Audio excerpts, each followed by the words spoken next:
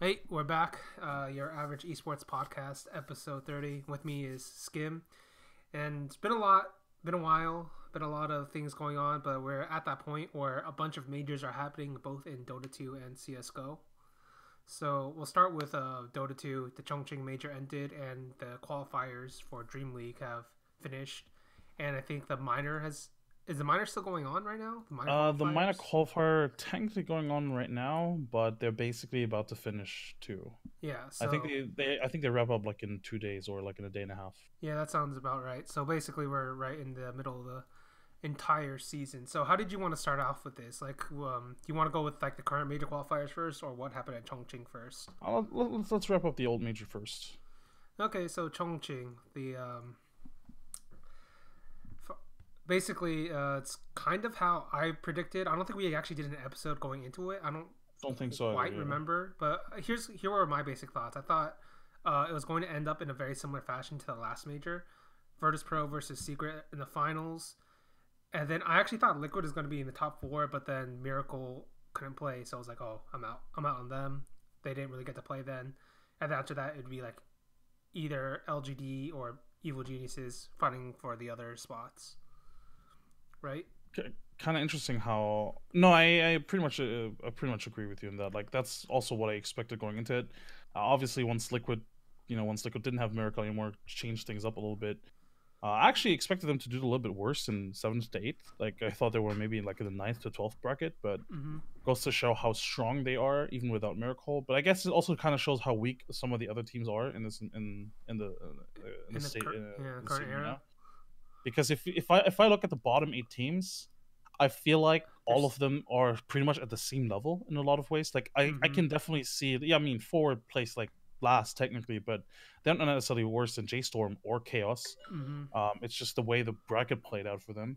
But at the same time, I also don't necessarily see them better or at the same level as like any of the top eight teams. Yeah. So right now, I think one of the almost worrying things is that these bottom eight teams are pretty much on the same level, and they're just all right now not good enough to like push further.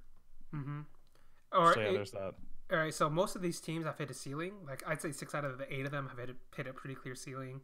And then I think two of them are actually decelerating or getting worse. Aster and Forward. Yeah, Like I think, that's like I think those other 16s, like they'll stay around this level. I think Forward and Aster actually have another level they can go get worse in. So, like they've been clear, like huge disappointments to me in like every single way.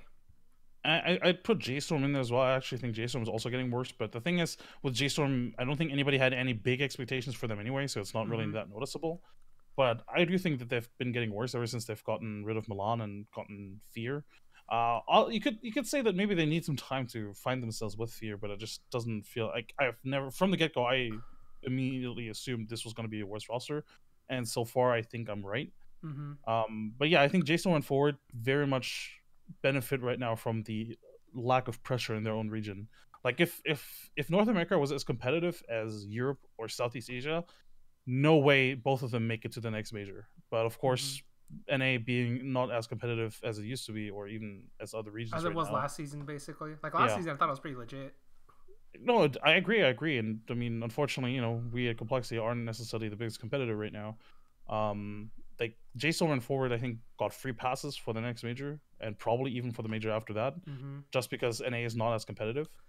But yeah, if there was more pressure on them, no way these two teams make it to the major at the same time. Because right now, I think they're just both very much getting worse, like you said.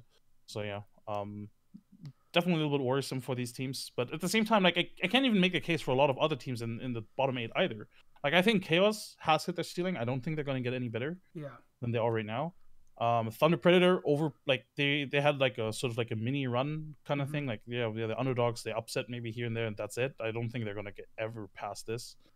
And then all these other teams are just like yeah, they're one offs. You're probably not even gonna like out of these bottom eight teams. I say we maybe see like four of them at TI right now. I think you'd only see one of them, maybe. Well, it's just it depends I on mean, how the as regional this split this works out. lineup works, like as if they cut these five same players, I mean. Yeah. No, that's totally fair, and that's because like a lot of these teams are just not getting better. You could maybe make the case for TNC being like the sole sort of like exception here because obviously they didn't play with Cuckoo, and Mm-hmm. with Cuckoo they're definitely a better team. Yeah. Um, but you know, But I who mean, knows? Who Cuckoo knows has how his this? own problems to deal with right Well, now. He's got to figure out how to battle the entire Chinese government, like the same Chinese government who like forced Google to bend the knee, right? It's like no, I don't think it's gonna work out for TNC. That's all I'm saying. definitely not looking good. But yeah, the bottom eight is pretty much whatever right now. And again, I think this can shuffle for the next two majors. I don't really foresee anybody making any peaks or pokes into the top eight. Again, maybe TNC, maybe Chaos, but that's pretty much about it. Like I don't see them being like a top 4, top 6 contender at all. Whereas if you look at the top 8, I feel like a lot of these teams they could shuffle around. Like Team Secret, next major, they could be 7th to 8th, just depending on how the bracket works out. Because I think once Liquid shapes up, once eHome gets even better, because you gotta assume that eHome is probably going to keep on growing because they have been growing for the last whatever. Because they have fucking Xiao 8. Xiao 8 somehow And resurrected wings. And they have Zhao 8. Like I feel like these teams can all take games off of one another. Mm-hmm. I can't say the same for the bottom 8, where like I don't see either of them beating any of the top 8 consistently.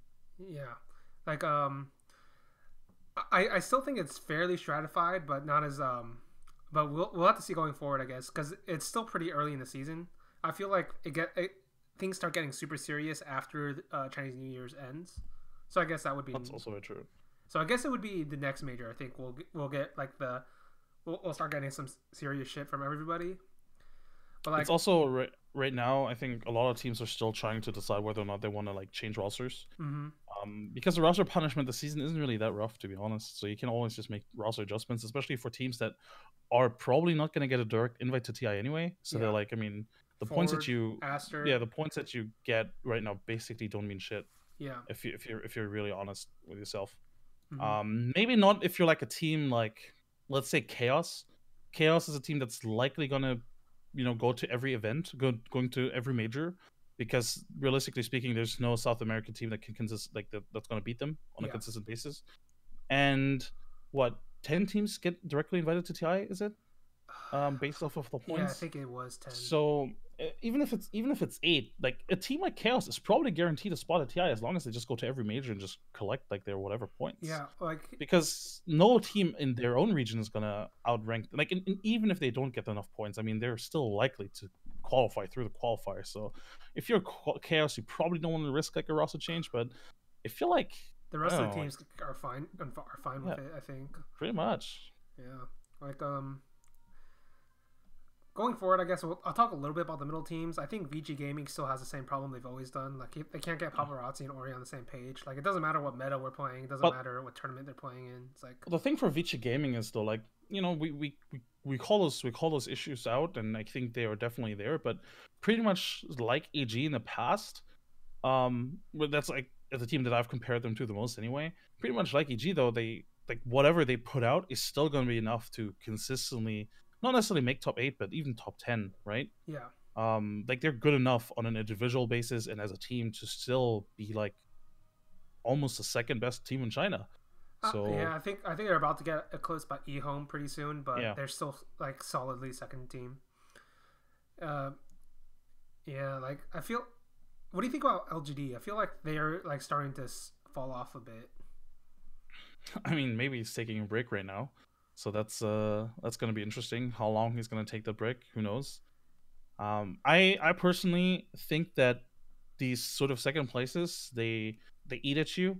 I mean, look at Newbie, right? After they placed second at TI, they still played for an entire season, but they never really got better. If anything, they all consistently got worse. Yep. And now, where are any of the Newbie players? They're nowhere to be seen. They literally died in that TI booth. They literally vanished. Right, they literally vanished. Like I don't. Have any of them actually played a major, a DPC tournament this season? I literally can't tell you. No, I don't know. I don't think so. They might have played the last mine. I can't tell you, but that's the thing. It's been really tough on them because like you start doubting yourself, and then they struggle to win any tournament. Like if at least they won any tournament after TI, right? I mean, they did win the tournament, but it was like we're talking about like a season where there's like 15 or 16 of them. It probably didn't mean as much. Exactly. Like you want to win like that big tournament.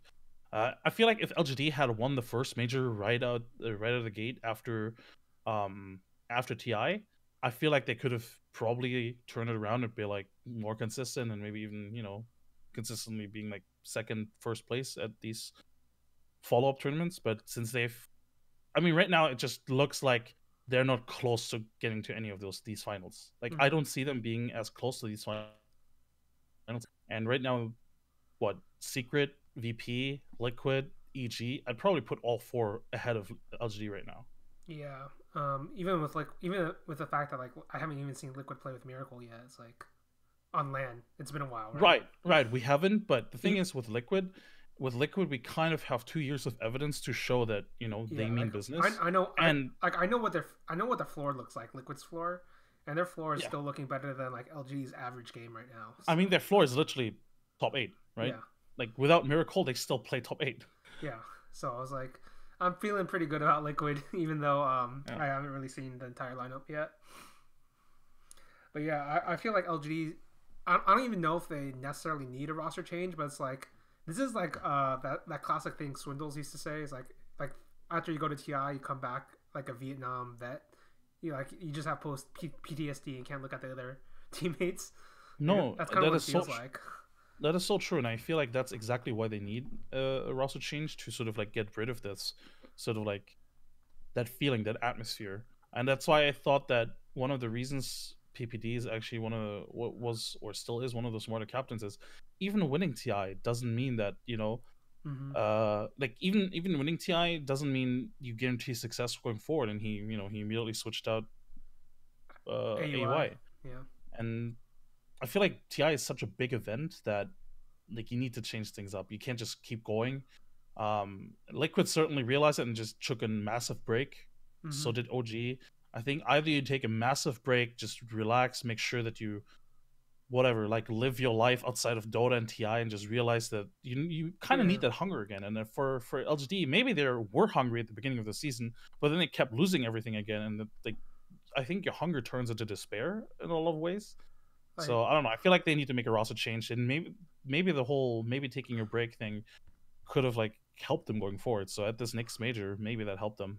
Like the problem with the taking the break thing specifically for LGD, like I think it's fine for Liquid and OG, but for like LGD specifically, the problem with that is if they wanted to do it, they should have done it right after TI. Yeah. Like it makes no sense to do it in the middle of the season, and even worse than that is like it's fine if all 5 players take a break. But if it's like literally just maybe, like that could build some level of resentment from the other 4. Like we were working all this time, and you were just out there chilling. You ain't YAEP. Like, come on. No, I agree with that, and that's why also that's why I think they should have taken a break or made massive roster changes. Now him taking a break, I don't necessarily think that him taking a break is the good thing. It's rather the fact that they have a new mid player right now. Or like a new player on the team that could revitalize this team. They still did take the first place in China, but I think this is mostly because China is goddamn weak. Yeah, it's super disappointing right now. As a quick segue to that qualifier for the next major, I mean, Vici Gaming, as we said, yeah, they're good, and they're usually good enough as well for like these. Internationally, I think they're still pretty good because I think they have pretty good international matchups. Chinese teams usually, though, have Vici Gaming figured out, in my opinion. But it's not. I don't know. But either way, they're not even going to be at the next major, so yeah. But yeah, LGD is still placed first, so there's that. But again, EG or not EG, all of China is just really weird right now. Feels like everybody can beat anybody, and it's just really LGD just at the top. But even LGD at the top feels weird because again, we pointed out they're not even a top 4 team in the world right now. So China as a region feels really rough. Yep. Like the worst part about it is like there's like so much talent there, but like they can't get it together. No. Yeah. All right. So I guess the last thing I'll touch on is Evil Geniuses. Like I actually think I don't know how you felt about it, but I felt like Arteezy was actually their best player at that major. It's like it was really weird. It was really weird to watch because usually I'm not that up on Arteezy. I generally think like Crit is usually the best player or Sumail, but this time it was Arteezy for me. I think for most of the games he was, but it felt like the longer the tournament went on, like towards the end of it, I felt like he got significantly weaker towards the end of it. Yeah, I thought when they first started out, I thought he was really really good, and then obviously even like in the group in the playoffs against Vici.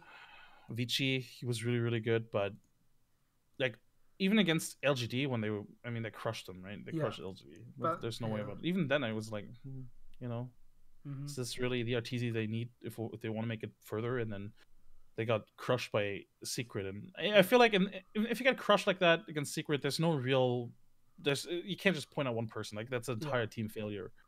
But still, I feel like maybe you need more from RTZ. Maybe it's unrealistic expectations to expect more from him, but it just feels like everybody else is already pulling their weight. Crit definitely always is.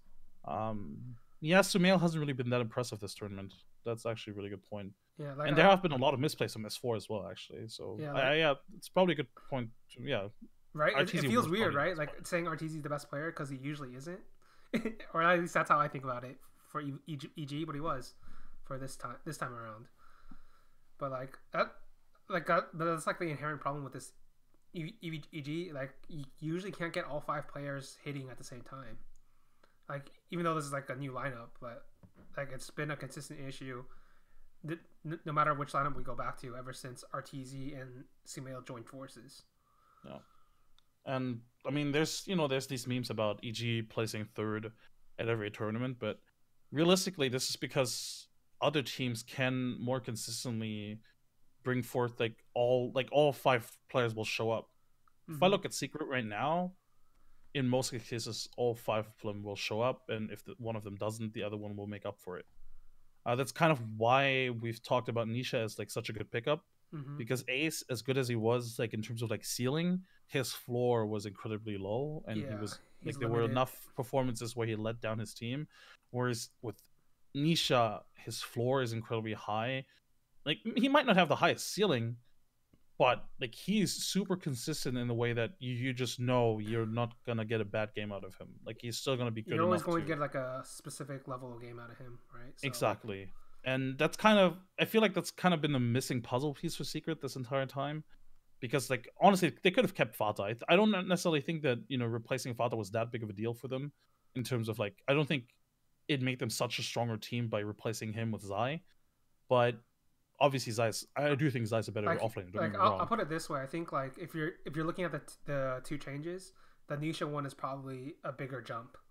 Yeah, for sure, and like that's just it's not. And again, if you compare them individually, like Secret versus EG, you might even say EG in terms of head to head sort of like comes out on top. But like the difference is just that Team Secret as a team, they just all show up. They just support each other. They're like really good. They're very consistent. Where with EG, it's like one day you're gonna get like a Sumail show. The other day you're gonna get like the Crit show. The other day it's like the Ortiz show, but it's never the EG show. It's like a group of individuals rather than a team. Or rather, if you do get the EG show, it's like semifinals and like quarterfinals. Like I don't care who shows up in the quarterfinals. Like a team like EG has to go through quarter and semis in the lower bracket. Like that's expected of them. It is the upper bracket finals or the lower bracket finals where we expect those big performances from everybody, and it just hasn't happened yet. And this is actually like remember when this lineup first formed, right? I think it was legit to call it a super team at that time because you got S4 and Fly 100%. From OG, right? 100%. And the biggest question I had was, is Fly that guy? And what I mean is like, is he that leader that can actually make this greater than the sum of its parts? Because you can say what you want about PPD, but I think he's actually, if you look at his lineups in the last few years, like once he joined NIP and then Optic before that, like I always felt like his team technically overperformed. Like relative to like their skill levels, relative to like their limitations as players, whatever. EG under Fly, I feel like they've actually underperformed. Regarding PPD, you're 100% correct. Like the easiest way to look at it is just to look at his old roster, the Optic from last season, and see what the players are right now. Pycat, not even the pro circuit. CNC, like not even qualified for a DPC tournament this season. Yeah. Like PPD definitely has that ability to get more out of his players than they probably are, or more that they can be even. But with Fly, I'm not sure if they're necessarily worse than without him, because with him they're at least consistently top 3. Yeah. Like without him, No, like they're better. before they joined. I think they're better with him, but I'm just saying I'm not like the whole thing about Fly is like okay, I'll put it this way. Like when I'm naming like top leaders of Dota 2, right? Like here's my list. I'm like, okay, who are the greatest leaders of all time? I'll go YAEP, Puppy, Kuroki, PPD, and then I generally just end it there. Like I feel like only those 4 are like within the same category.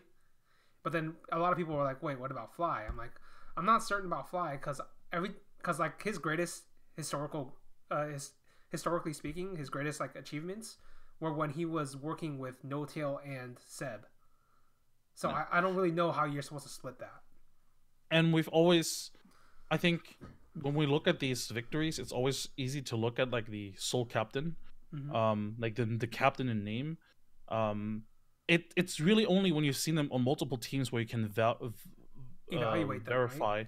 And evaluate them, and if they're really the good captain that sort of like their achievements make them out to be. Which is why there was a period where I was even doubting Puppy. I was like, can he really make it work? Because he was struggling with Secret for a little while, but I think he's 100% proven that, with any team, pretty much he can make. Like he's basically done it with everybody. So has YAEP, so has PPD, so has Kuroki. Basically, like the only thing Kuroki has done is work with like an all-star group. But I guess you can kind of technically count the old Secret if you want. But you can count them technically. And the thing is like. The question is like, do you need to prove yourself with an all-star group? Because like, if you can make just make it work like this, it's better, isn't it? Yeah, exactly. With Fly, it's always been the question of, is he really that good of a captain, or is the fact that he is like, because he's always been playing with No Tail, like is maybe No Tail just a really, really good co-captain? That's why there were doubts, and I personally also voiced the fact that technically Puppy during his TI winning run, I mean, he was on the side of art style, right? And a lot, like, there was even, I think, Light of Heaven even said something on stream. He thought it was like all art style, basically. It was actually just art style, so maybe it was too much to contribute that victory to Puppy. And the same thing can be said about Fly. Like, how much of this major run or this like historic 4 major run was really Fly, or how much of it was Seb? How much of it was No Tail? And this is why we couldn't also, by the way, with a new OG, we can't really put it on either No Tail or just Seb. It's probably just the 2 of them together, or maybe even the 3 of them together at the time, right? So yeah, I think right now Fly is showing that he's a good captain, because again, they are consistently making top 3, but he clearly, as of right now, struggles to push the envelope even further with players that should be winning titles. Yeah, like Sumail, Arteezy, S4 are players, are caliber of players that should have more trophies in their case, and right now they just have none. At least, in this formation together. Yeah, like I put him on like the same level as like ROTK or something like that. Like good leader, maybe great leader, but below the all-time greats. Yeah, and it's not like a bad thing to, like, not everybody's going to be an all-time great, right? Yeah. But it almost feels like EG, as they are right now, they need one of the all-time greats to become like a better team. Yeah. Become the title winning. But there's only like, I've already counted, there's only like 4 of them in the world, right? Yeah, for sure. And like the thing is, like, they would need somebody that would pierce into that tier, right?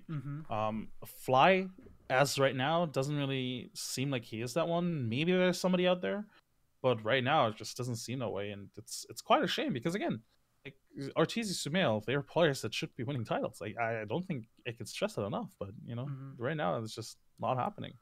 Yeah. And as far as Solo, like, this is like his first run up, so it's hard for me to rate him one way or the other yet. So Solo is once again one of those. I mean, yeah, he's a great captain. I think.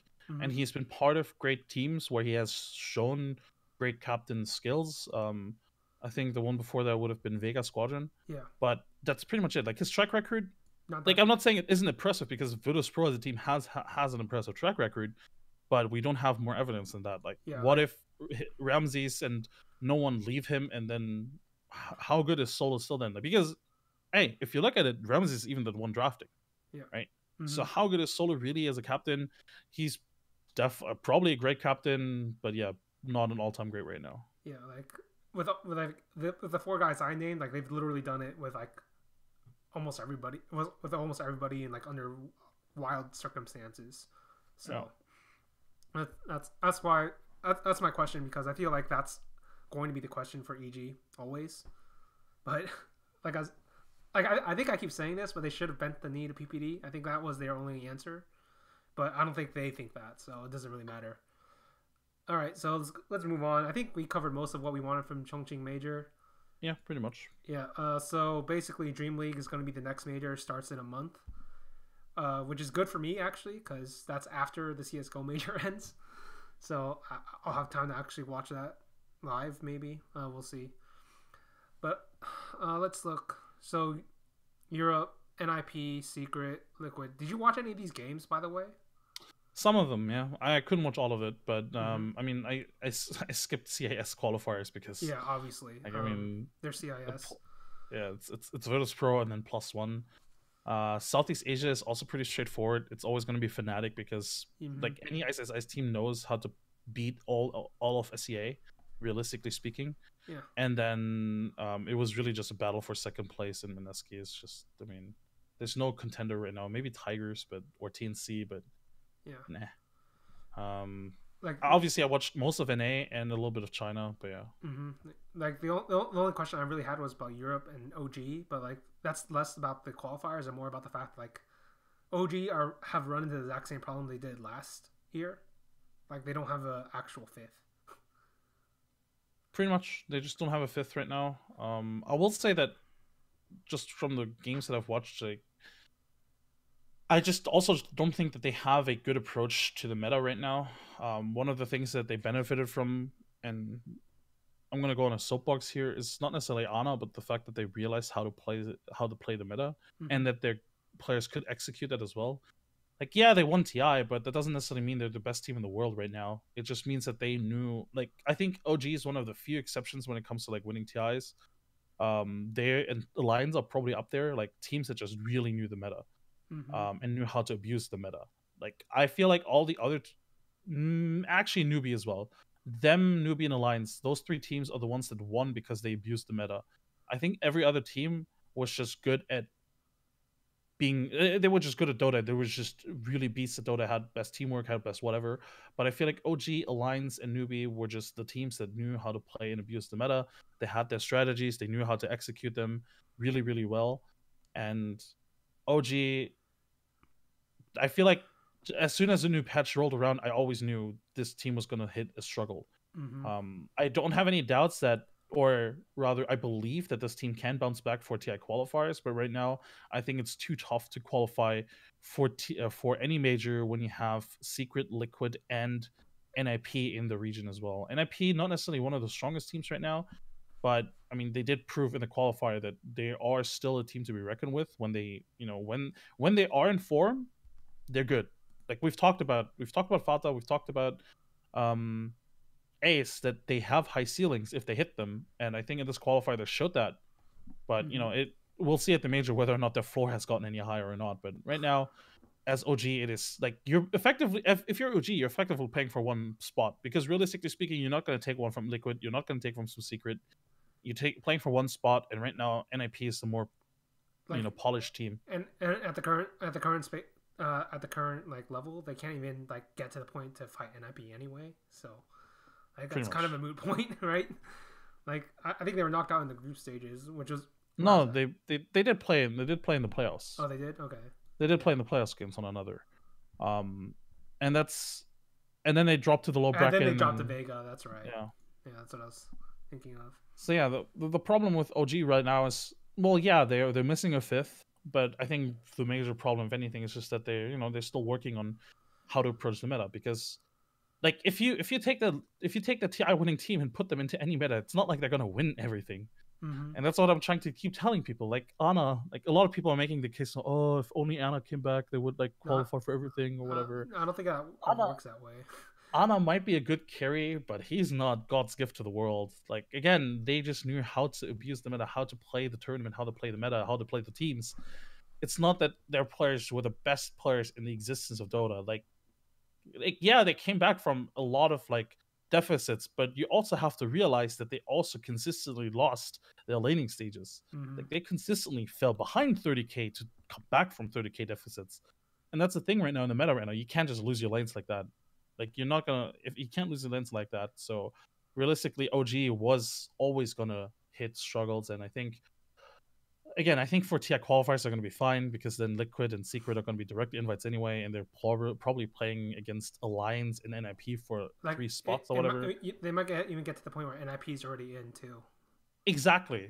So I feel like if you're OG, I don't think you're worried at all. It's just but like whatever. Like they also took an extended break, yeah. So they're like really in a whatever mood, I think. Yeah, but like I've like the problem with them is like just the way their victory worked out was super emotional, right? And like like when you expend that much energy, that much emotional energy, that much investment into that one thing, like I don't think they've actually moved on from that yet. That's like really weird to say, but like we're getting like these fucking viewing parties or rewatching documentaries and all this shit. Like that's fine and all, but like that's not the end of this. Like I feel like they think it's like some weird fairy tale in their minds, like subconsciously, and so they haven't actually moved on from that point. I agree. Like I agree. To me, it doesn't really feel like for them the season has begun yet, and I think it won't really begin until the TI qualifiers roll around. Yeah. Which is fair. Again, like this was the miracle run. It's like the ultimate miracle run. Like the ultimate miracle run. I don't think there's gonna be any story to top that off. Like I will say that even after like when Wings won, I also said like, oh, we're not gonna have a story like that anytime soon. And then well, we didn't technically like that. Technically, we didn't. There's no story quite like it, right? Right, but I feel like OG story is like so insane that it's so stupidly crazy. Like nothing can touch this in years. That's my prediction anyway.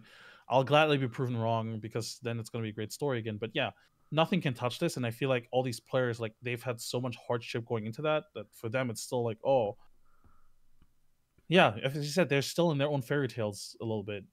They just had that true sight thing in Denmark, so for them it's probably still all about TI 8. Yeah. But again, once TI qualifiers roll around, they'll probably be focused for TI 9. And again, I just don't think that for them like the meta right now, like they haven't figured it out yet. But once things get clutch, they will sit down. Like in Seb, Notel, they've proven time and time again that they can figure it out. But yeah, like basically, like the difference between them and like Kuroki is like okay, what's next? Like when he won his TI, he's like, okay, we're going next. Like that's kind of how Kuroki thought about it. But like to be fair, like, they also were in a completely different state of mind, right? Yeah, completely different state of mind. Yeah. They didn't have any hardships. There was no vengeance or anything. There was always like their motivating factor for, going into TI and winning TI was always just to win more titles. They just wanted more and more titles. And for OG at that point, like that OG that went into TI wasn't the same OG that won 4 majors in a row. Yeah. That was an OG that was just broken, looking for a little bit of redemption, a little bit of revenge. And then suddenly they had the chance at winning title, and it was like, all right, let's fucking go and let's get it. Yeah. So I think, yeah, I'm agreeing with you. Like I'm basically just writing OG off for this entire year. Like I don't think they're gonna come back until the qualifiers. But even if they do, I don't see them winning a tournament right now.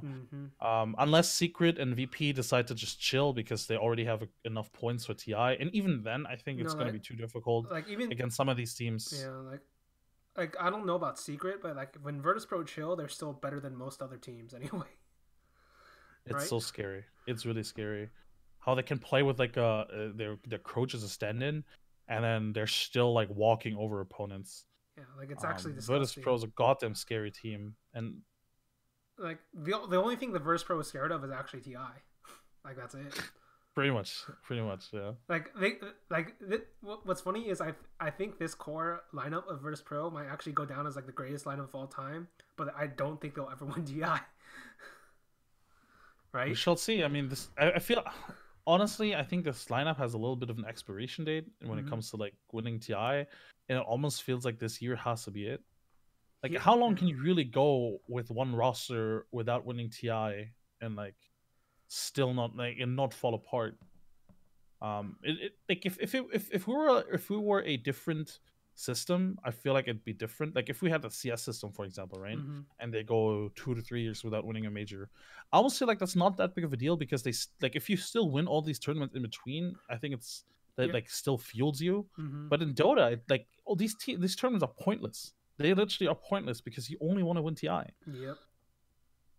Like we don't have, for example, like the the IEM whatever challenge. What's that? IEM Grand Slam. That's sick. The by Grand the way. Slam. They should. I love the idea. I love the idea.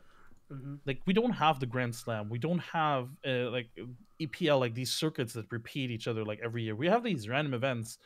Oh, there's an ESL one here. There's like this PGL tournament right there. Like there's no sort of like satisfaction from winning these tournaments because they all feel like just random tournaments and the random blobs every now and then. Yeah. Like, oh, you get a Mercedes. I don't care. You already make enough money to like buy 8 of them.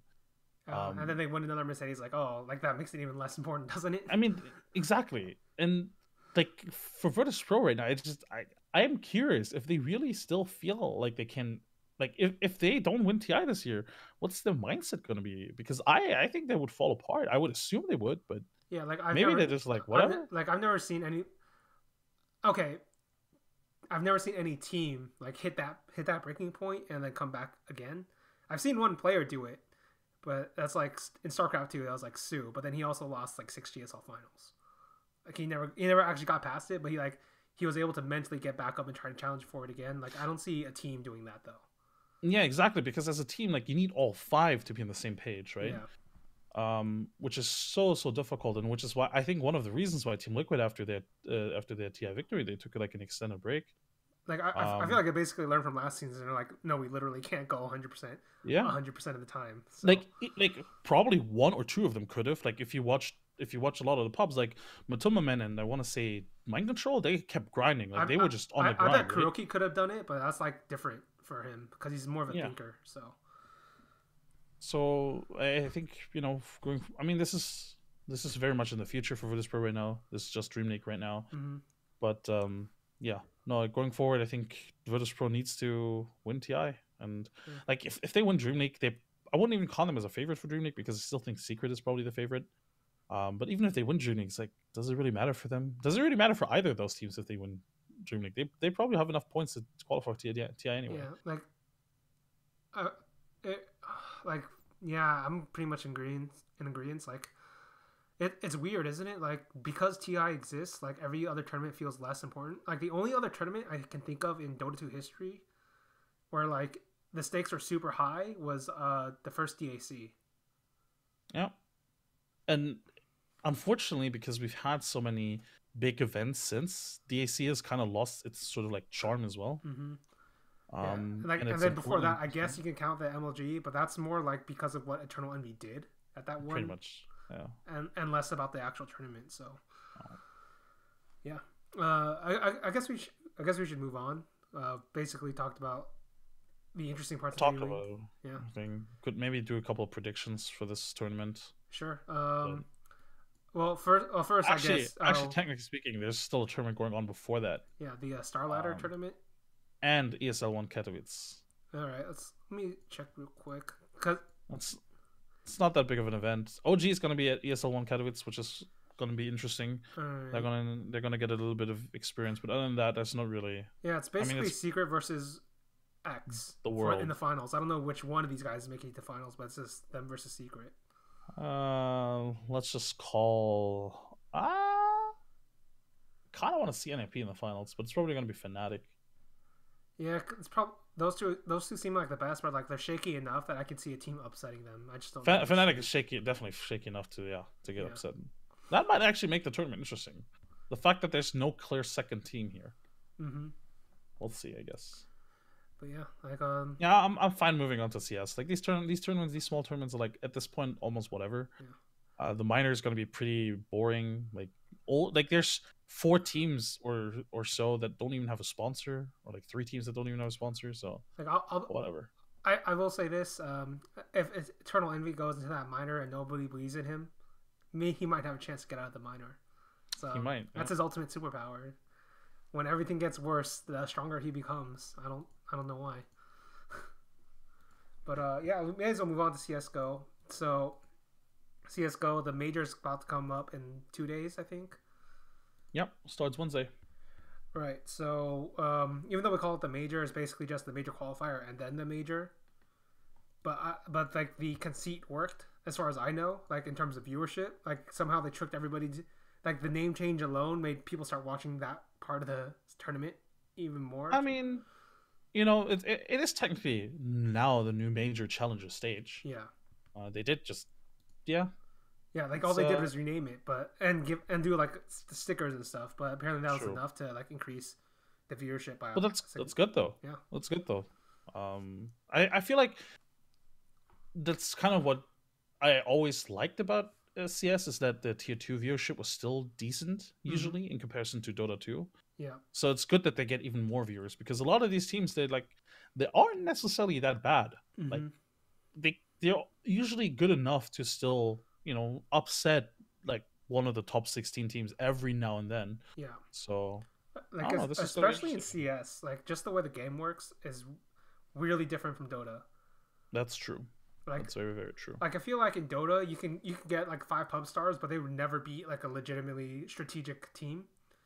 Whereas like you do the same in CS, and I think it's a toss up. Pretty much.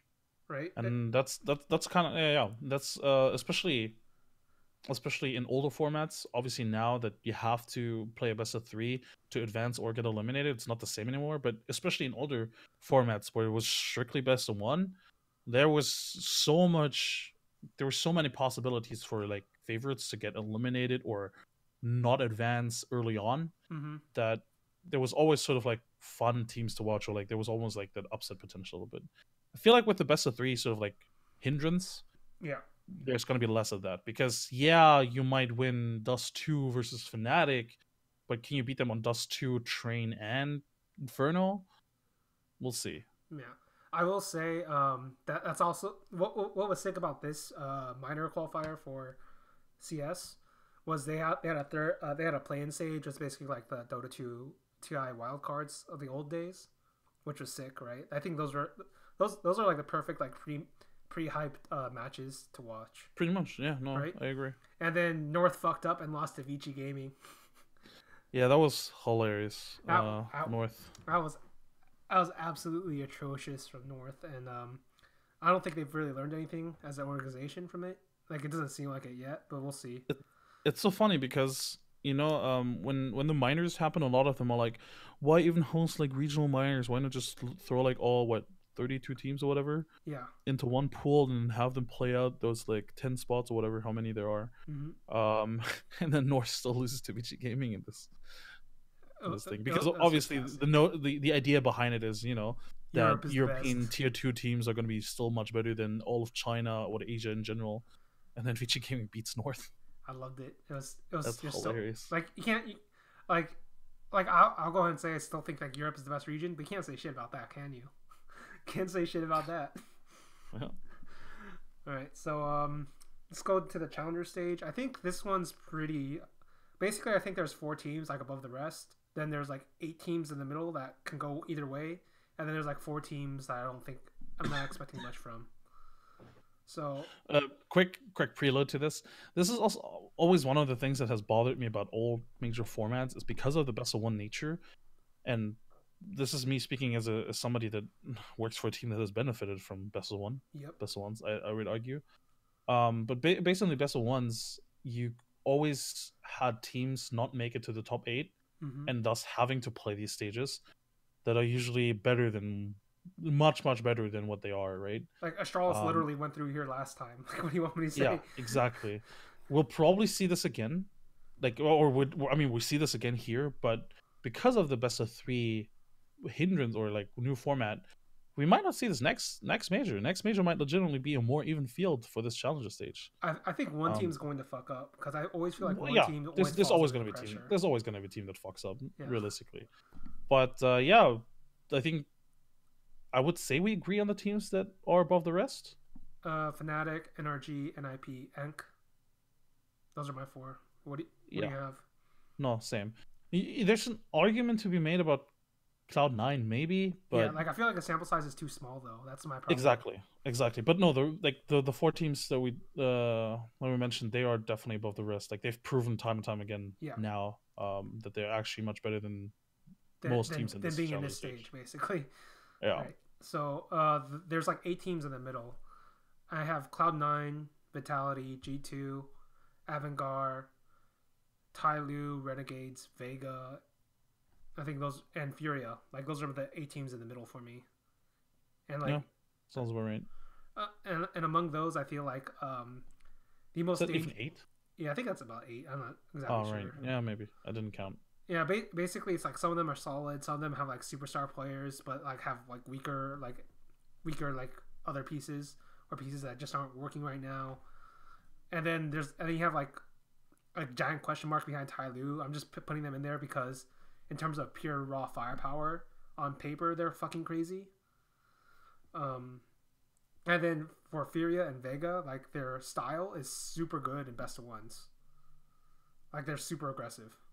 It is, but again, But if you then want to once make you get to the further best use of threes, right? yeah, Once you get to the best of threes, that they're gonna be a problem. They're gonna run into problems, and then at that point, they need basically somebody to choke. Like I, and then which again, which is possible, right? Which is definitely possible. You do have to. Usually, there's always going to be an upset at every event, or like sort of like a bad performance from a team. And like we mentioned, like Cloud9, for example, is a team that we've not seen enough yet, and they've also not had a lot of time to prepare for this. NRG have choked before in LAN. Yep. So I don't know. There's lots of potential here for sure. And plus, the Vital, and there's 2 French teams here. Choking's kind of on the menu. Yeah, right. Like basically the best French player is actually I'll go ahead and say it's still Shox. I think. Like I know everybody's super hyped up on Zywoo, but I think Shox is still the best French player as of right now. Probably, but I think Zywoo's, he's. Zywoo's coming up real quick, but he's probably this major away from being the best. Yeah. Like after this major, we'll probably make a good case for Zywoo being the best French player. Yeah, basically. If he keeps on showing what he's been showing. Basically, so far. if he has to prove it now, because like as far as I know, on LAN, the best team he ever played against was Ghost. Sounds about right. Yeah. So basically, this is gonna be his highest like playing field, and then he has to get to the next. He also has to get to the legend stage and play there for me to really give it to him. So we'll see, I guess. Like, but that might also be an indictment on just French CS in general, maybe. Like, where the fuck did Kenny S go? I don't know. But yeah. Is there? What do you think about these teams? Is there anybody that stands out to you? I'm just really interested in how NRG is doing, because I've always thought that NRG had a lot of potential. Like a lot of their players, Zerk, Breezy, Daps, Ethan. There's so much. There's so much potential behind them. Like I think Zerk, especially in my opinion, can be the best AWPer in all of NA. Maybe he already is. And he could probably contest most European AWPers as well. I think if he just gets the chance to, and if he gets like basically the only guy I know for certain will smash him is Simple, but that's because it's simple. Simple has less to do with AWP and more has to do with the fact that he's simple. Like I think his ceiling is very, very high, and it's just as the team as a whole has a high ceiling. It's just that they've been struggling here and there. They've actually choked every now and then as well. Like they should have played the last major, but they choked in the minor qualifier. So this is I'm very curious about this team going forward. I know you wrote about them just now as well. And again, I think that I saw that you also retweeted what. I'm not sure who tweeted it. It was something about basically the coach helping a lot. And that's why I think I'm going to rate them very highly, and I think they're going to make. I think if I had to choose a team that's going to make Legends out of this bunch, I would probably pick them over anybody else. Yeah, I agree with you. Like here's how I'm thinking about the teams here, specifically NRG. Like in general, I actually think every five-man lineup should usually die in the 9 to 12 month period. But the reason I'm willing to give NRG an extension on that is because they've already technically broken like every limitation. They already hit their ceiling before this lineup even started, right? Like basically Cirque has been playing for a while actually in EU, and nobody thought he was going to go anywhere. Right. Breezy was like this hyped onliner who never went anywhere. Ethan was like he was coming up, but he wasn't like he nobody actually knew he was gonna be this good. Fugly, we've already seen him at the top level, and we thought, oh, okay, that's as far as he can get, which is like get kicked out of Liquid. Daps was like, okay, I'm a pretty good tier 2 leader, but like all the teams I had like kicked me, and then they became better. So I was like, okay, so basically this is as far as you're about to go. But then like they broke all those expectations in the last year run to the point where like everybody's like legitimately thinking, oh, this team should be top 8, maybe top 4 in tournaments. But at the same time, because they've reached this new level, they've simultaneously surpassed all my expectations and simultaneously disappointed all of my expectations. No, I totally agree. That's the perfect way of describing the team right now.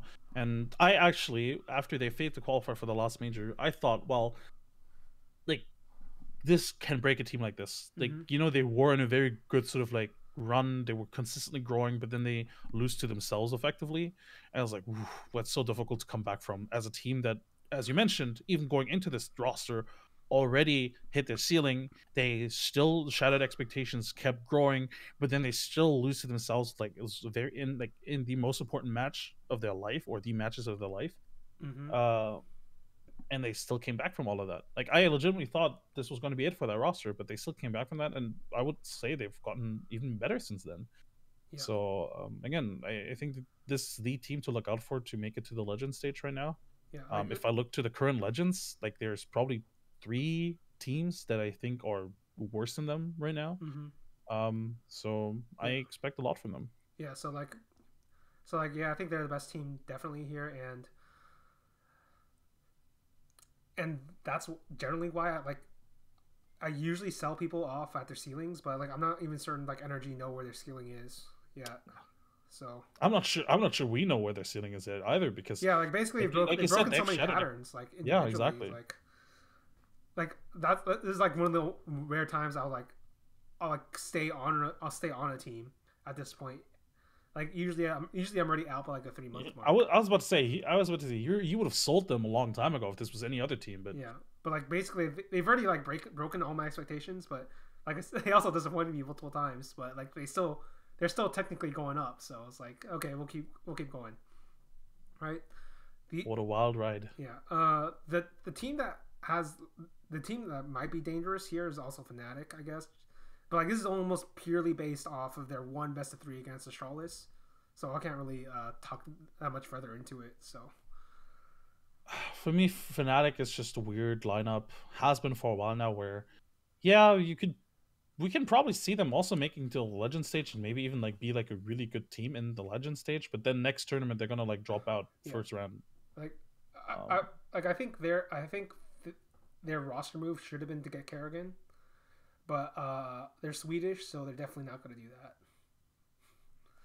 It's funny because as we go through this major, we probably say this about a lot of teams. Like they should have gotten Kerrigan. They should get Kerrigan. Mal should have gotten Kerrigan.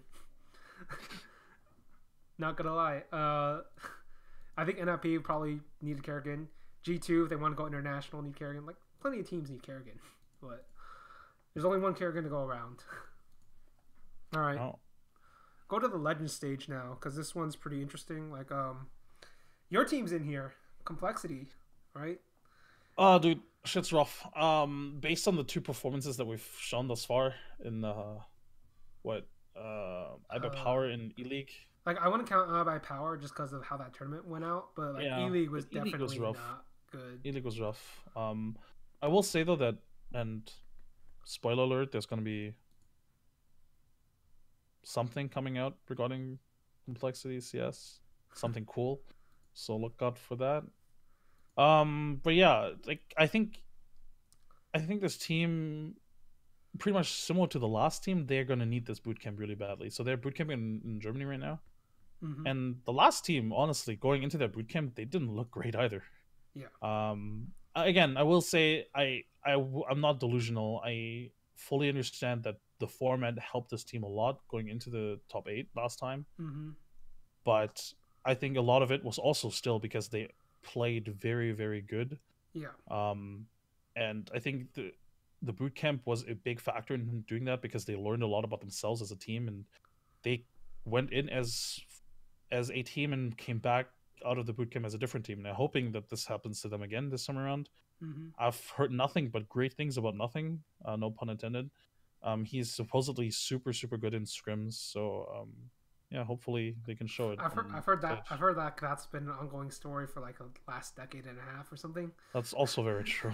With nothing. That's also very true. But, like I think his old in-game leader Lurpus, follow him on Twitter, when he's not doing Tesla stuff, I guess. But when he used to tweet a lot more about CS, one of the things he said was like the most talented player he ever played with was actually nothing, and he played with like a bunch of superstars, and basically, but like the difference between nothing and the other superstars was like for whatever reason nothing couldn't translate that into LAN, even though like he was still a good player.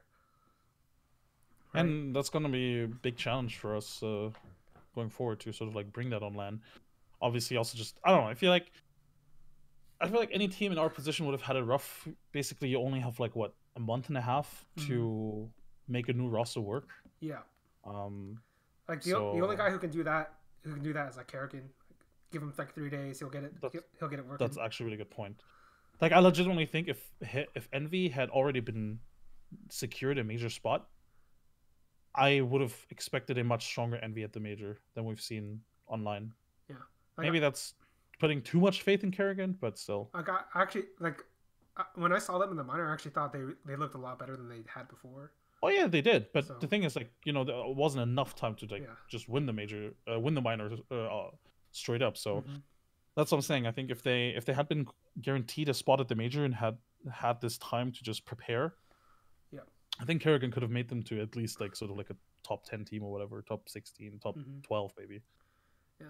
Well, I'll put this out for a Cole, I guess.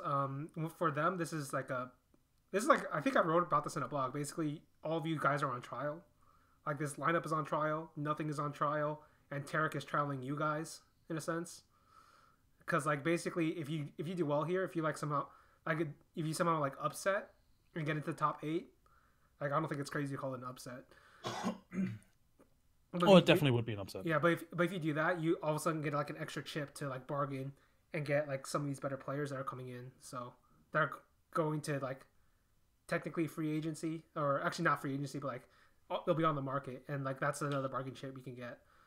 You're not wrong, but at the same time, like you could also make the case that even if we didn't make top whatever, you would still be the challengers. We could right? we could that, and we could still try to completely just rebuild the team. I'm not saying that we would. Disclaimer: I'm the furthest away from this CS team that you can imagine, because I have literally nothing to do with the CS team. Yeah.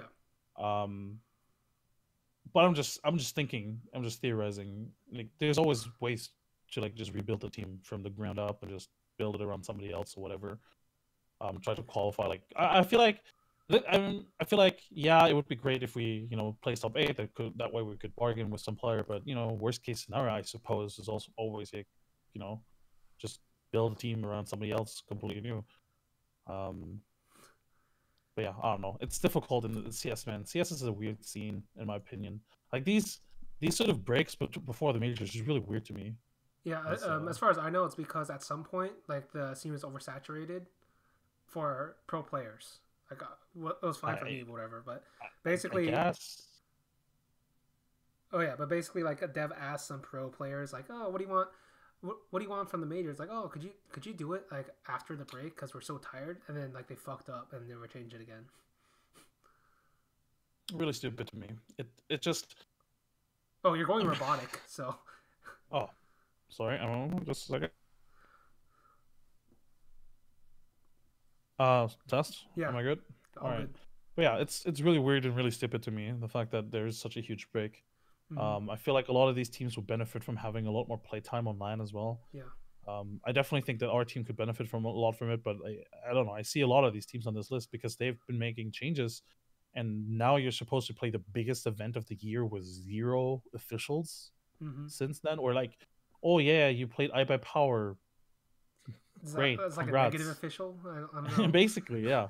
So it's just such a weird concept to me that you're supposed to play this biggest event of the year with 0 practice.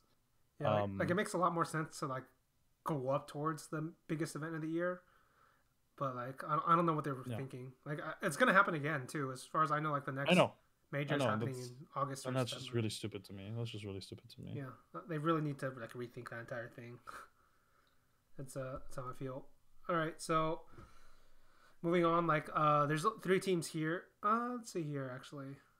Well, the rest of the teams all have like interesting potential, but I feel like all right, we'll go with the 3 teams I think that are like above your team and then below like the top 4. Big, Hellraisers, FaZe. Right? Yeah, sounds about right.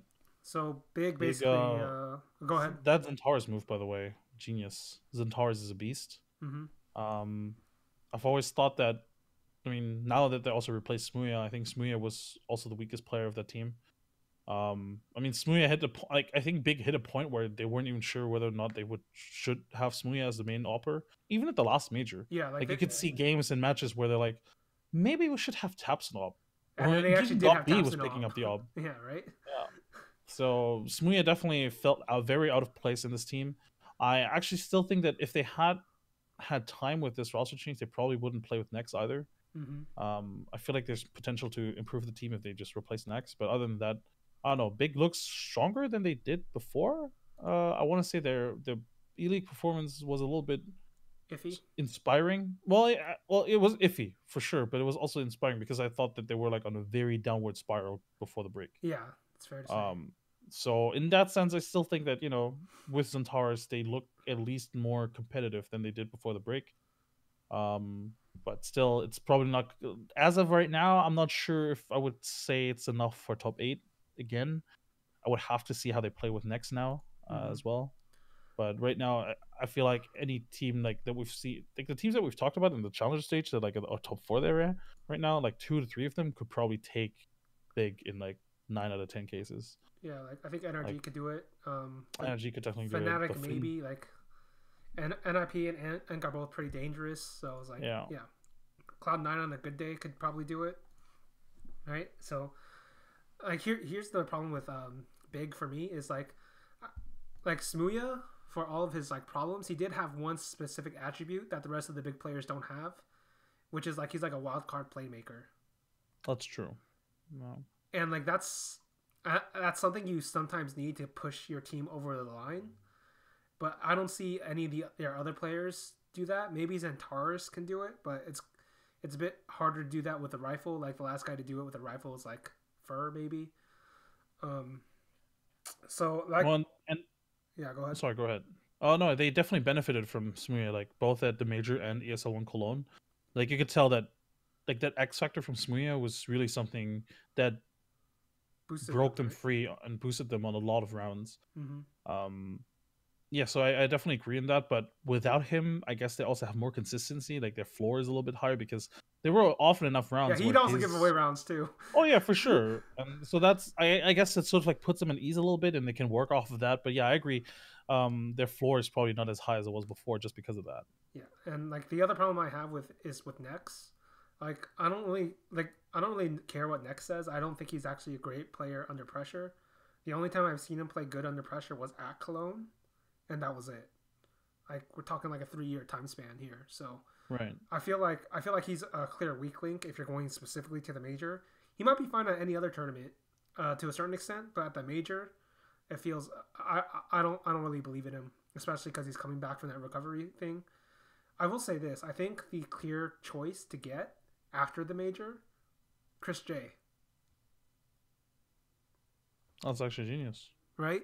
Because I know Chris J can work with Gabi, done it in the past. I know Chris J can work in a system. He's once an in-game leader. I know Chris J can play the wild card, playmaking opper. He's already done it.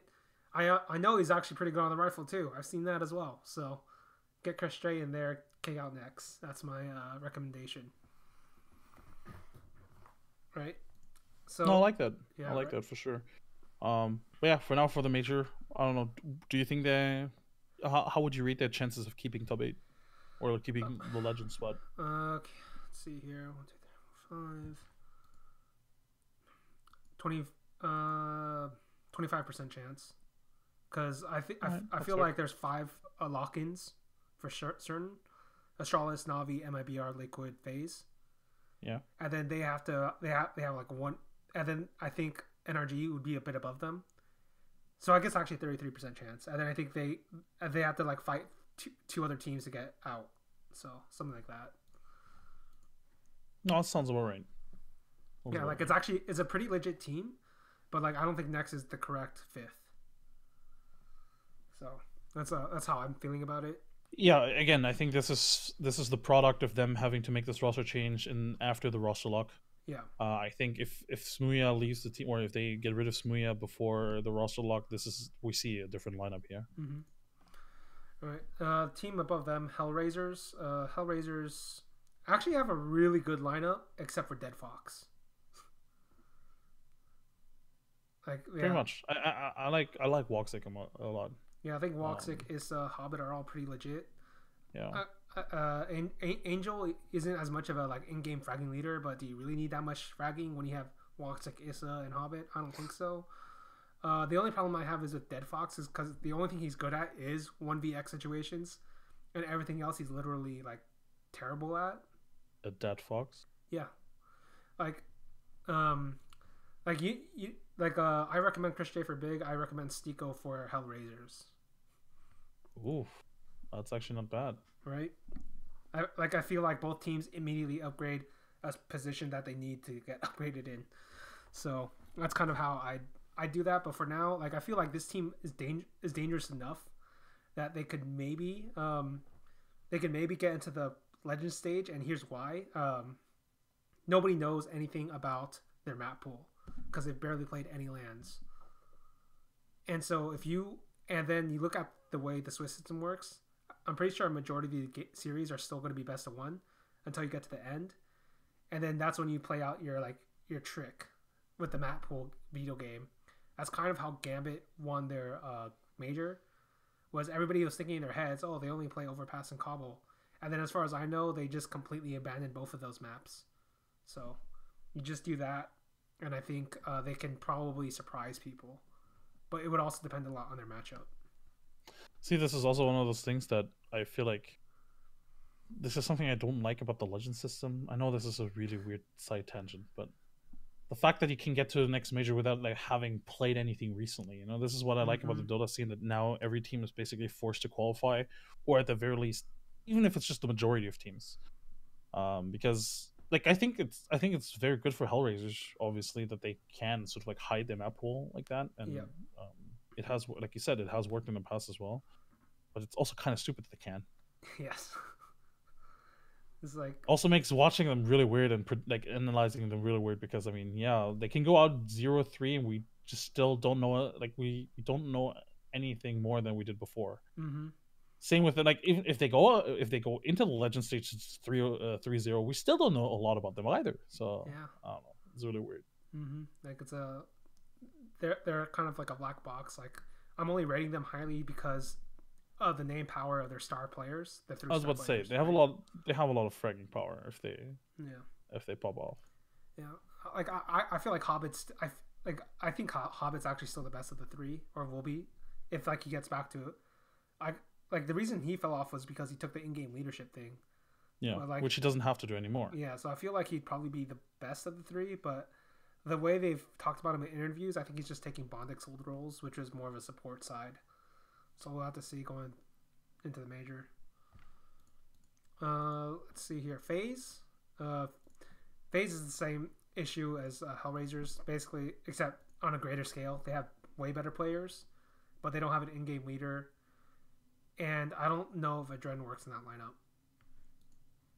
Based off of one tournament, though.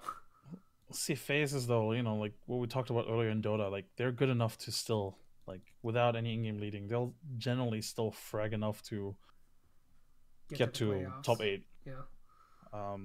But yeah, once they hit those playoffs, like I see them very much below Liquid, Na'Vi, and Astralis right now. Mm-hmm.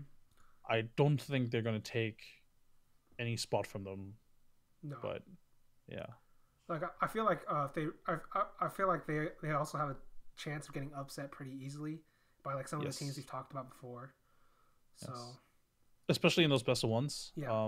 In a best of 3, I think it's a little bit more difficult, but still not impossible. I think against FaZe, we've seen that they can also have, even like almost tend to start a little bit slower as well. When they, even if they fall behind, you'd think that they would turn up immediately. Mm-hmm. But there's definitely been periods where they just start very slow in both maps. Yeah. So I don't know. I can definitely see it. Like if they're up against NRG, I would almost actually bet on NRG more so than FaZe. It would depend on which stage of the tournament, I guess. Yes, very true. Like I And feel, if it's a best of one or a yeah, best of three, but yeah, like I feel like the higher the pressure, the more likely. Actually, I don't know. Both of them fall under the pressure pretty bad. Not gonna lie. that's also true. That's also true. For me, like the biggest problem with FaZe is I don't think they understand what the core concept of this team was supposed to be. Like I don't know if you saw it, but basically, like Fallen did a Reflections interview with Thorn, and he basically says like the problem with FaZe and their like inevitable decline was like when Kerrigan put this lineup together, like he understood like, okay, we have 4 of the best fraggers in the world. You're not actually supposed to play a tactical or structured system. You're supposed to be relentlessly individually looking for duels, taking up space, and then I'll bring it all together in like a tactic at the end if we have to. Whereas like when FaZe started losing, they're like, oh man, we need to add in more structure. We need to do more set stuff. And then when they did that, they lost their actual strength, and then they've become worse as a team. And so when they went into the stand-in phase, they're like, oh, I guess we have to play that loose style. And then they started winning tournaments. And then when Olaf Meister came back, like, okay, let's go back to that structured style. And then they started losing really badly. Like, I don't think they really understand, like, outside of Kerrigan, and I think Kerrigan already lost his power in this team, obviously, right? Outside of Kerrigan, I don't think any of them really understood the core concept of how they were supposed to play. So no, that's a very good point, and I feel like they're just sort of like delaying the inevitable, which is going to be like splitting up the 4 players that they have right now. I'm obviously not cutting a trend, but you know, yeah, because the way they are right now just doesn't seem like they're going to work. Because again, like there's a reason why Kerrigan put this team together the way it is. And it's much easier to work with a team that you put yourself together than, like, effectively Nico has to work with what he's been given, right? Been getting a shit ton of good players, but well, yeah, but you know, I think there's a lot of evidence that shows that, you know, just having good fucking individual players doesn't make a team. Yep. So I feel like this, or maybe the next major, might just be that slap in the face and be like, well, we tried it, guys, but you know, maybe this isn't it. Yeah, but the problem with FaZe is like there's no obvious next answer. You know what I mean? That's true. Not yet, anyway. Not yet, anyway. Like who are you supposed to get after this? Like, I don't really know. Get more fragging power. Get more fragging power. Oh, it's time to call up Cold Zero and Simple, please, please. Dude, that lineup would be disgusting, and that legitimately wouldn't need any strats. They could just be like, "Oh, I'll do this, you do that. Sure, it'll work out." And then at the end, they lose to Astralis anyway. This is fucking bullshit. Like, yeah. But like that, like I feel like that's their only. It's the only other out, I guess, is get Simple.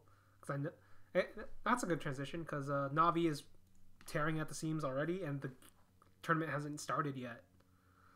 Right? Yeah, this team is just one very bitter loss away from also making roster changes. It feels like if they just get crushed or whatever.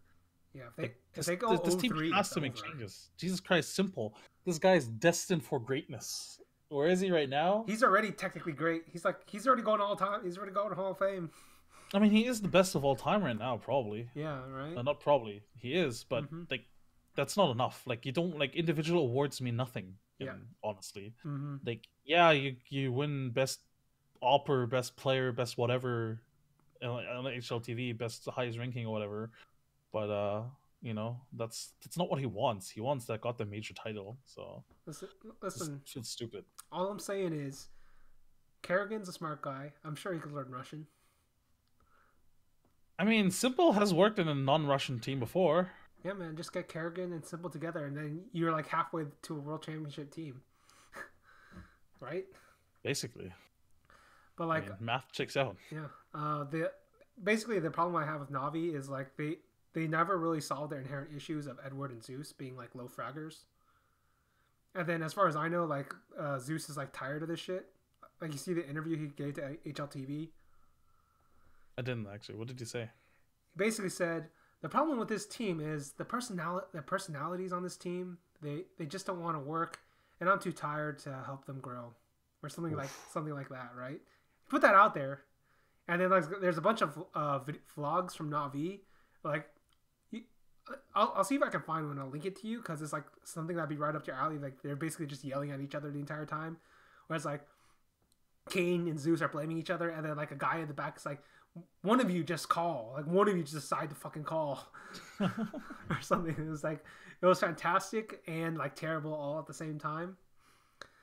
But yeah, I feel like earlier, actually late last year, Zeus also did an interview where he basically said, I'm retiring in 2019, which was actually why I put like Na'Vi on a list of like teams that might have to consider Kerrigan, because if I was ruthless, I'd say if I have an in-game leader saying he's going to retire, just get him the fuck out right now. Let me move on to the next thing. Yeah. Why? Like, if you have the chance of getting Kerrigan, why would you not take it? Right. Like. But yeah, Navi, I think, is almost. This is where Simple's greatness is both a blessing and a curse, because they're only here because of Simple. But who knows what it could be if, like, the fact that Simple is so good. And even Electronic, obviously, it kind of overshadowed a lot of the problems that they've had, right? Like, yeah. Oh, we're actually a trash team, but hey, we have like the two best trackers in the world, or two of the best trackers in the world. They'll just carry us, and they did in multiple tournaments. And it kind of like, all right, we'll just keep going like this. If they had been trash at every tournament, maybe we would have seen fundamental, good roster changes that could have made them into an actually good team. I mean, I say good team, even though they're like still like top 4 in the world. They're not a good team. I don't think they're a good team. They're not a good team. They just have Simple. And like maybe they could contest Astralis if they had made roster changes, but the fact that they just kept clinging onto this roster because hey, it works. Like, no, it's just Simple. Like they basically waited like months too late. Like Adren was on the market forever, and he's a literal 1-for-1 trade for Edward. Right, like he literally plays the same roles. He literally plays the same slots. He literally has the same mentality you need, and like they're way better at all of them, and they didn't get him. It's like, what was the point of this? This is, in my opinion, has always been. I mean, if you look at Dota, this has definitely been an issue with Na'Vi. They stick to certain players for too long. Their Dota roster certainly has been. I think I wrote a blog basically saying Na'Vi died for Dendi or something. Like, yeah, I mean, they did. Yeah, all the respect to Dendi, but they definitely needed to make changes much sooner than they have now done. And hey, look at that. They got rid of Dendi, and now they're the second best team in CIS again. Yeah, all they had to do was bend the knee to Sneeko, just as predicted.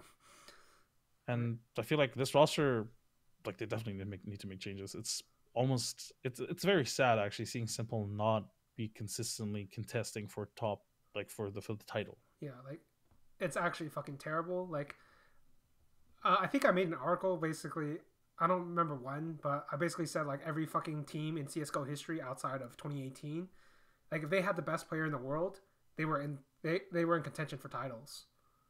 Or they were the best team. Except for 2018, because, like, 2018 was when Liquid and Astralis came together with, like, having the best player, having, like, an incredibly good system with the right players and the right roles and all that shit. Yeah. Whereas, like, but even with that, like, Na'Vi should have been able to contest them because they had fucking Simple. Like, Simple's like an exception to the rule. Like, it should have been enough, but it wasn't. It's just Simple is really fucking a beast. Yeah. Like, this is like, imagine if in Dota, you know, EG combined Sumail and Ortizi and then threw in crit in terms of like skill. That's probably Simple. Yeah, like he has like. All right, so he has like Sumail's ego, kind of.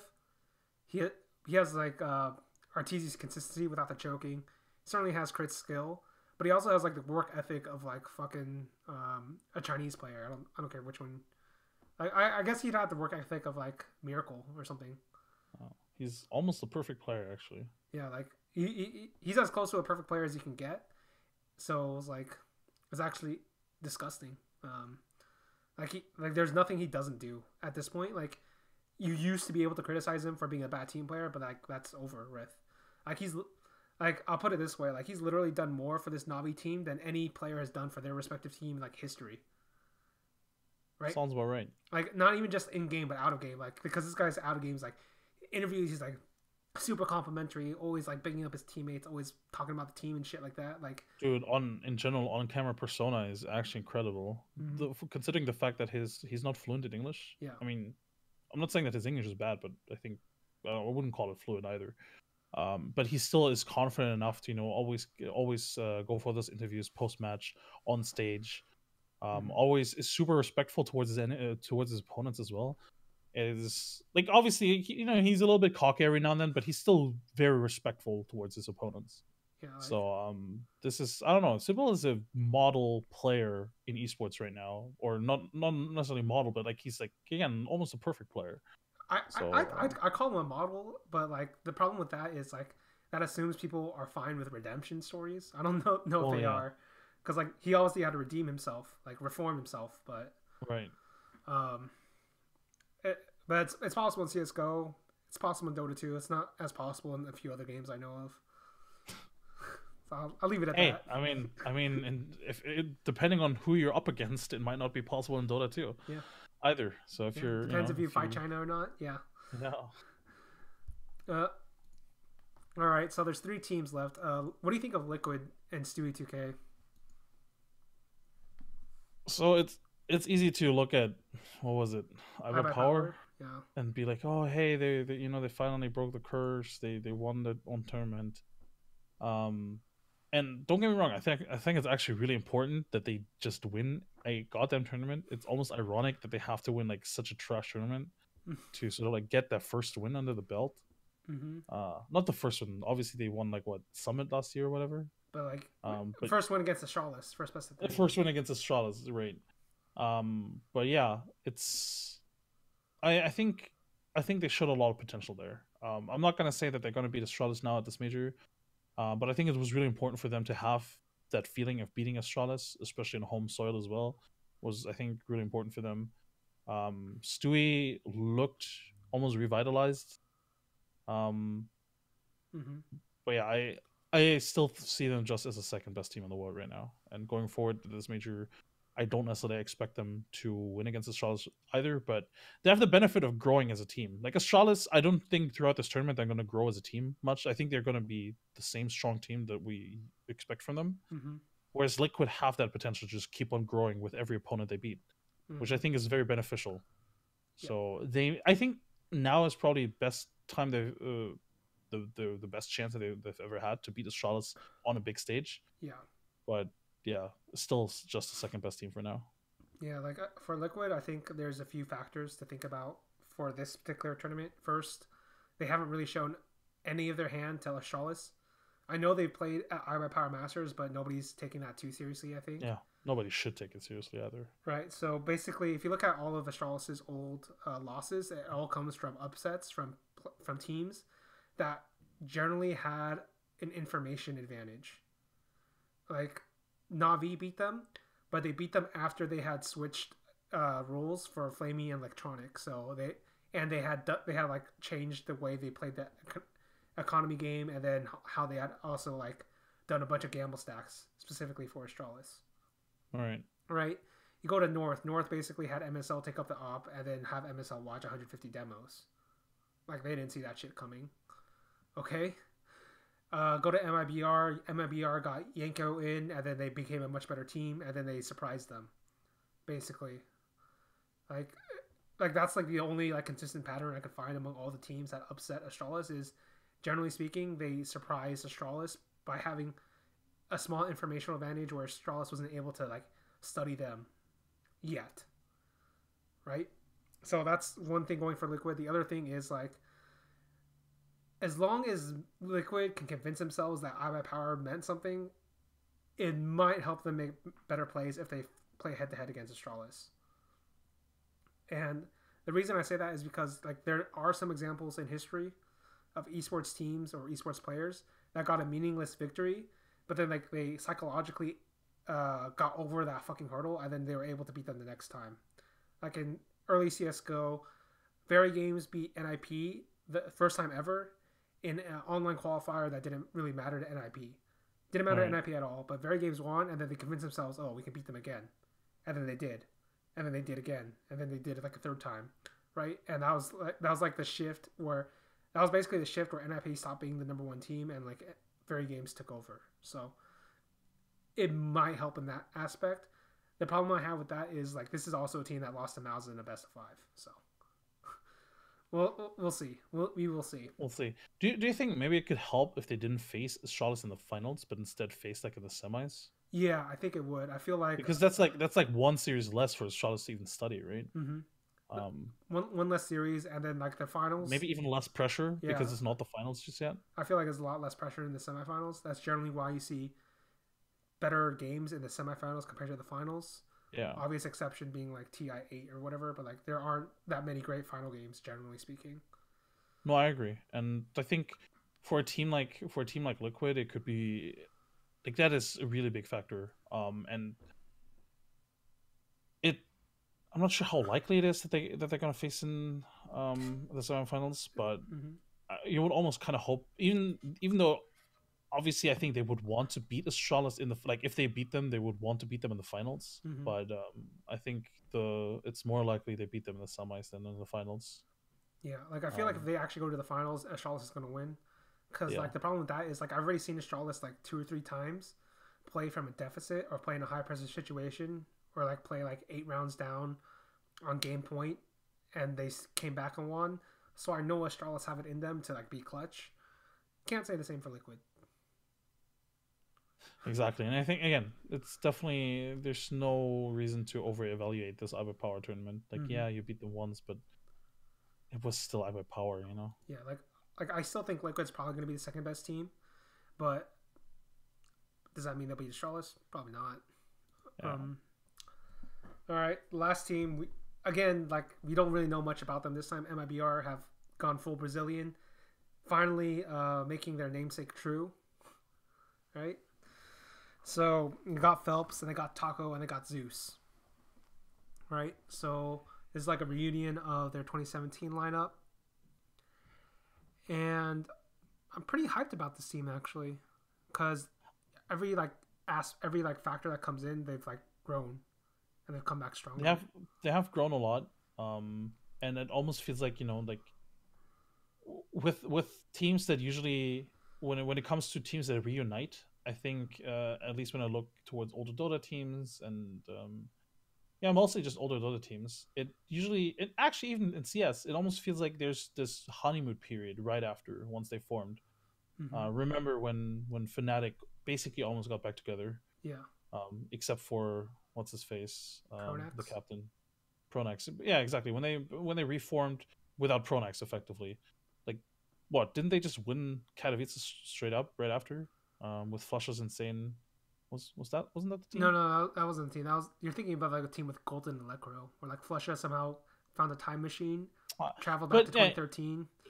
Even even disregarding that, then like that team when they did reform, like right after, they looked pretty good again. Yeah, I was like, oh, maybe, but you know, obviously long term it didn't work out. Like they look terrible apart from each other, but then when they reformed, they looked a lot better. So exactly, and that's the thing. Like, I almost want to say that just because it is right after they reformed, I have a lot of faith in this team.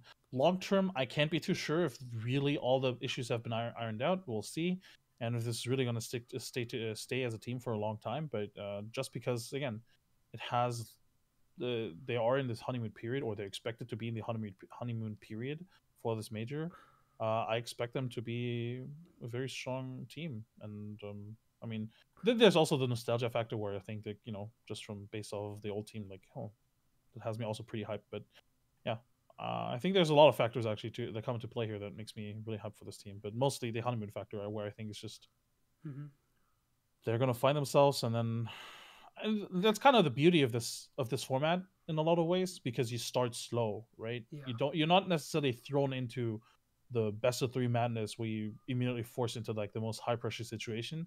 No, you play like the best of ones against whatever teams almost. Yeah. You're playing a challenger stage team that MIBR on most days just with individual skill can take down. Yeah, unless they get like Energy or Fnatic or something. Exactly, unless they get like one of those super teams, but which is unlikely due to seeding, I think, or whatever. Pretty unlikely. So in that regard, I think that they have a pretty good shot at just sort of like warming up throughout this event and then becoming a playoff beast. Mm-hmm. Like what the most interesting thing for me is how much Zeus is going to change things and how much Phelps is going to change things. Because like when you look at when Zeus left, like that's when like a lot of the interpersonal issues started breaking apart. Yeah. Like there's like that famous episode where like Fur and Coldzera were about to dissolve the team at like IEM Katowice after they were eliminated, and then they had that anime moment where it's like where like they apologize like we're going to destroy the world, yeah, and then they actually go on and destroy the world and win like 6 tournaments in a row or some bullshit. It's like, what the hell is this? This is like literally out of a drama, but like that's that's not going to happen as often, and I think like Zeus as a coach is considered like the second best coach in the world, so that surely should have an effect. And the other thing I'm looking forward to is like Phelps should be the star player of this team now. Like he should replace what Fur was doing before, because I don't feel like Fur was good enough to keep doing that, but Phelps still is. So you just have them swap roles, and I know Fur can play that more supportive role. So you do that, and I think you have like a good recipe for success. And like you said, I think they've all matured enough to realize that, they need a taco. They need a taco. Yeah. I think that was the most important part actually of this roster change.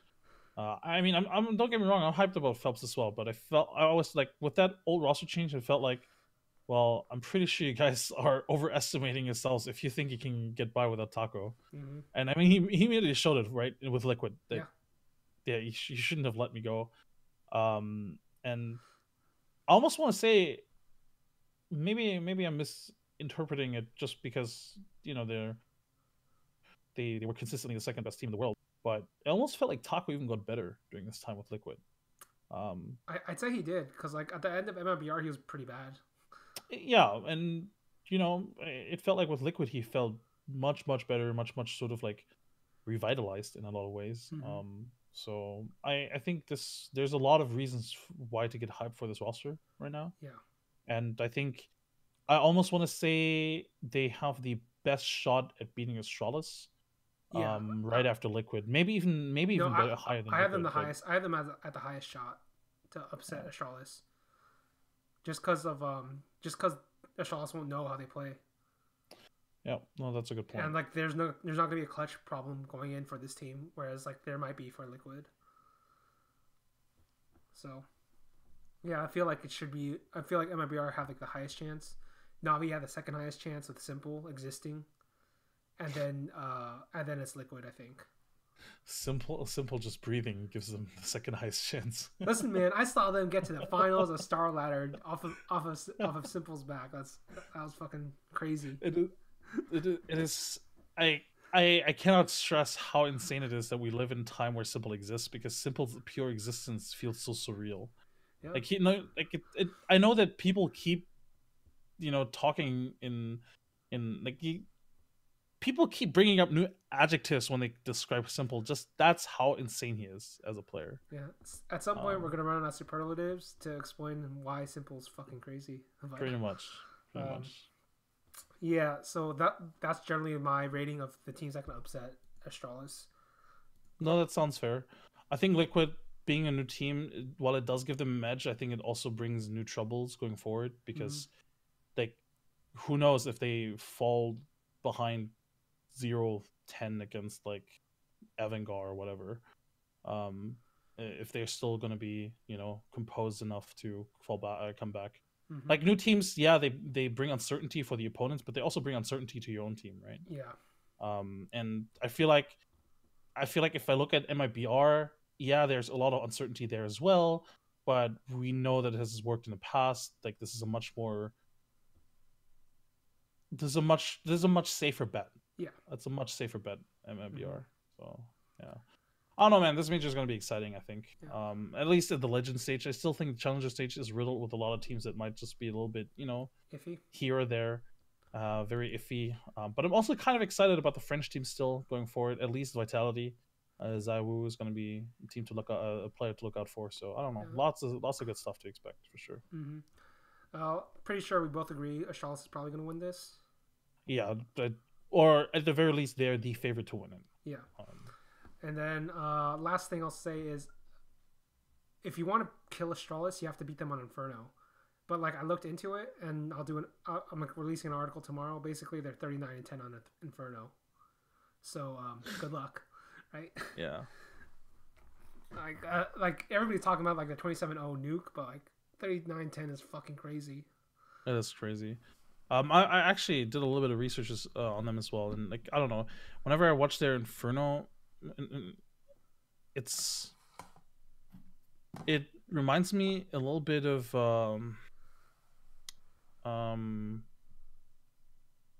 Alliance in Dota. Like it's not even that their like tactics are like out of this world or whatever. It's just that they're like so crisp when it comes to executing the strategy. Mm-hmm. Like it's not like they're reinventing the wheel on the map, right? It's just that they just know. Like they reinvented like the utility usage, but you after one tournament that's over. Like every team exactly like that's exactly every team can copy that. Every team can expect it, but still, they're just as a team. I mean, I guess this is sort of like their team in a nutshell. Like their team isn't necessarily coming up with the craziest strategies that nobody's ever thought of. It's just that they work as a team so well and they execute their strategies almost perfectly that it is so difficult to counter. Like you're not going to catch anybody off guard. You're not going to. I don't know, man. Like the hardest thing about them is like you compare them to any other team, they give themselves the best. They give themselves the most unfair duels possible. Like that's the problem with playing against Astralis. Is like they always make sure like they if they go into a fight, they have the best possible chance of winning. No. Like that, I can't say the same for any other team in the world. Like there are plenty of great players who take unnecessary risks or necessary duels, or they have to because of how the system works. In Astralis, every aggressive player has like some kind of setup where they can take like a very favorable duel for themselves that allows them to fall back if they have to. Like they're just really fucking good. It's great. Very much, and that's why it's such a treat to watch them as well. Yeah, and then I'll point this out. Like if you're watching them on Inferno, the biggest problem any team has for their CT side is the fact that they can't get Zitnix or Magisk to give up their utility usage, their last like nades until the end of the round, and by then it's already over. So, like basically like if they go to B, Zitnix will probably have a molly or a smoke grenade, and they go to A, the same thing happens with Magisk. And you play against Magisk on pit, like he gets 2 kills guaranteed. You play against Zitnix, he's gonna stay alive for so long that the entire team will have rotated over, and then you've lost. So, yeah. Fun team to watch. I think they're probably going to go down as the greatest of all time. For sure. This major win, if they do get it, which is again to be expected, should cement it. Yeah, assuming they get good opponents. Like if they somehow get like G2 Vitality. Right. If they play like really shit opponents, but the expectation is that they're going to beat this MIBR, that they're going to beat this Team Liquid again. That's sort of the expectation. Beat Navi, beat FaZe, whatever. Yeah. Yeah. Then it's done. If they, I feel like if they beat 2 out of those 4 teams that already, like in a best of 3 stage, that should already be evidence enough that they're pretty much the best team in the world of all time. Yeah. All right. That about wraps it up. You have any last shout outs you want to say? Yeah. Again, I kind of teased it earlier, the Cole CS thing. Stay tuned. It's gonna release Wednesday. I pretty much spoiled it already anyway, but yeah, stay tuned. February 13th. All right. See you guys later.